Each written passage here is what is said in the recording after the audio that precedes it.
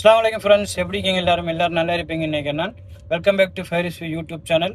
நான் இப்போ என்ன ஒரு முக்கியமான டாபிக் கொண்டு வந்திருக்கேன்னு சொன்னால், ஒரு முக்கியமான விஷயம் இல்லை, எல்லாருக்கும் சாதாரணமாக தெரிஞ்ச விஷயம்.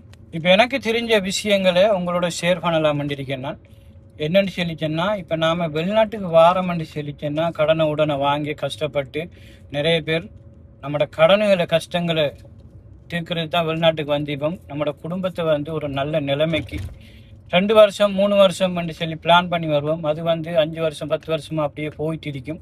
அவரவருக்கு அந்த அமைகிற கம்பெனியில் பொறுத்து அவரவர் அந்த சூழ்நிலையில் அவரவர் நிலைமையில் மாறும்.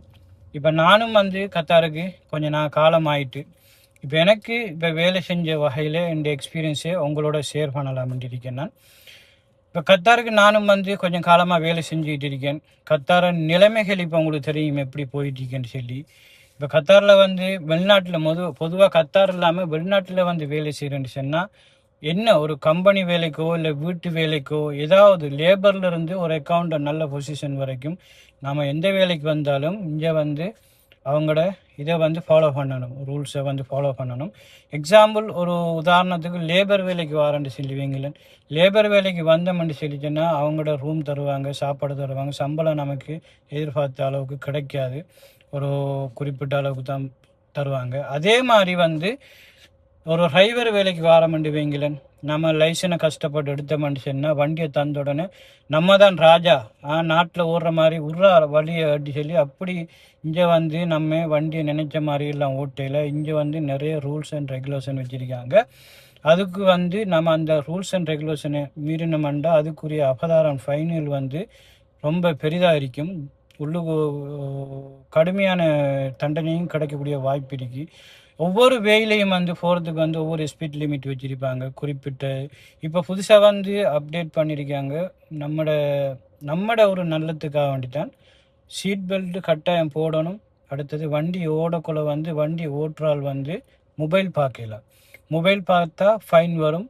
நமக்கு முன்னுக்கு இருக்கிறாலும் சீட் பெல்ட் கட்டாயம் போடணும். அது போடாட்டியும் ஃபைன் வாரத்துக்குரிய மாதிரியெல்லாம் ஏற்பாடு பண்ணி வச்சுருக்காங்க. ஏன்னு சொன்னால் இது நம்மளோட பொதுமக்களுக்கு நம்மளோட டிரைவர்மாருக்கு ஒரு சேஃப்டியை கொண்டாடுறதுக்கு நிறைய விஷயங்களை இப்போ அப்டேட் பண்ணியிருக்காங்க.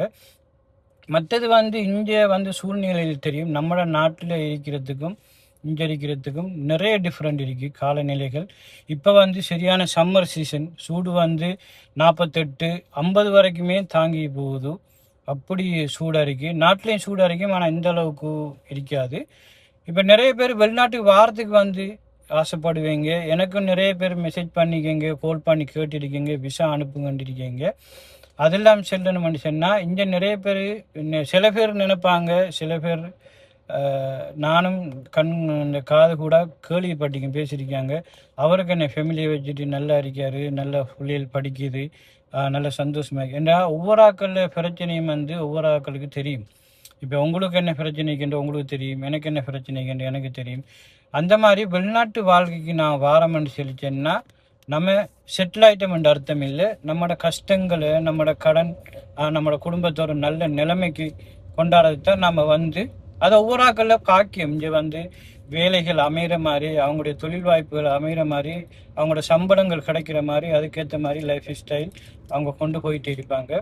இது நான் ஏன் செல்ல வாரான்னு சொல்லிச்சேன்னா, நீங்களும் வெளிநாட்டுக்கு வாரீங்கன்னு சொல்லிச்சேன்னா ஒரு நல்ல ஒரு ஏஜென்சிக்கோ நல்ல ஒரு ட்ராவல் இதில் போயோ கொடுத்து நல்ல 1க்கு 2க்கு 3 தரம் விசாரித்து ஒரு நல்ல கம்பெனிக்கு வாரத்துக்கு பாருங்கள். ஏன்னு சொன்னால் இங்கே நிறைய பேர் கஷ்டப்படுறது நம்மளோட கண்கூடா பார்க்கக்கூடியதாக இருக்குது. மற்றது இங்கே நீங்கள் நினைக்கிற மாதிரி எல்லாம் நினைச்ச அளவுக்கெல்லாம் அப்படி ஆகா ஊக இல்லை. அவரவர் வேலையை பொறுத்து அவரவர் சம்பளத்தை பொறுத்து நாட்டை விட்டு நம்ம காசு அனுப்பி நம்மளோட கஷ்டங்களை போக்கிட்டு அல்ஹம்துலில்லாஹ்னு சொல்லி அப்படியே போயிட்டு இருக்கு. இதுதான் வெளிநாட்டு வாழ்க்கை. வெளிநாட்டு வாழ்க்கையில் சில ப்ளஸ்ஸும் இருக்குது, நிறைய மைனஸ் இருக்குது. இப்போ நாட்டில் நம்ம இருக்கிற குடும்பங்களோட ஒரு நல்லது கெட்டது கல்யாணங்கள் ஒரு இழப்பு வந்தால் நம்மளால் கலந்து கொள்ளல அவசரமாக இங்கே இருக்கிறதால நமக்கு நிறைய நல்ல விஷயங்கள், நிறைய சம்பவங்கள், உற்றார் உறவினர்களோட அந்த கலந்து கொள்கிற விஷயங்கள் நிறைய மிஸ் ஆகுது வெளிநாட்டு வாழ்க்கையில். ஏண்டிய அளவுக்கு நம்ம நாட்டோட ஒரு நல்ல தொழில் வாய்ப்போடு இருந்தோம்னா அதை போல் பாக்கியம் வந்து எதுலேயும் கிடைக்காதுண்டு எந்த ஒரு பர்சனல் அனுபவத்தில் நான் உங்களுக்கு ஷேர் பண்ணிக்கிறேன். மற்றது வந்து இங்கே வேலை செஞ்ச மனுஷன்னா அப்படி நீங்கள் நிறைய பேர் இல்லாட்டி சில பேர் நினைப்பீங்க அவருக்கு நல்ல சம்பளத்தில் இருக்காரு, 50-50 காசு எடுத்துட்டு போய் மாளிகை கட்டுறாரு, சொத்து வாங்குறாரு, கார் வாகனங்கள் வாங்குறாரு. அப்படியெல்லாம் ஒன்றுமே இல்லை. இங்கே இருக்கிறார்களுக்கு வந்தாக்களுக்கு தெரியும் எவ்வளோ கஷ்டங்கள் எவ்வளோ துன்பங்கள் எல்லாமே இருக்குன்னு சொல்லி. அது என்னென்ன நடக்குதோ அதில் பாட்டுக்கு அது போயிட்டே இருக்கும். அல்ஹம்துலில்லாஹ். நமக்கு நம்ம இப்போ வெளிநாட்டு வேலைக்கு வாரமெண்டா நம்மளை படைச்சவன் என்ன நம்மளோட தலையில் எழுதியிருக்கானோ நமக்கு என்ன அமையுமோ கிடைக்குமோ அதுதான் கிடைக்கும் நமக்கு. இப்படியே வெளிநாட்டு வாழ்க்கை போயிட்டு இருக்கு.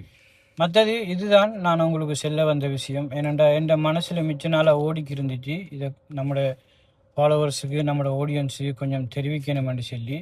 வெளிநாட்டு வாழ்க்கைங்கிறது இதுதான். ஆனால் அதுலேயும் முக்கியமாக நீங்கள் வாரண்டா 1, 2, 3, 4 சாரம் விசாரித்து ஒரு நல்ல இடத்துக்கு வாங்க.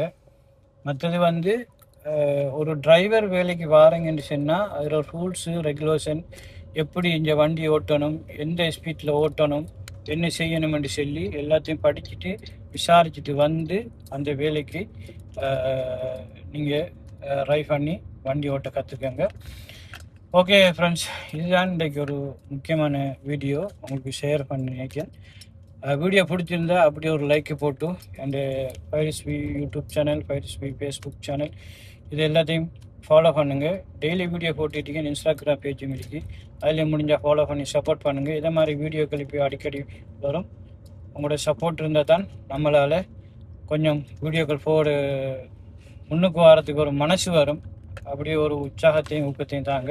இன்ஷா அல்லாஹ் இதே மாதிரி இன்னும் ஒரு நல்ல வீடியோவில் சந்திக்கும் வரை பாய் பாய்.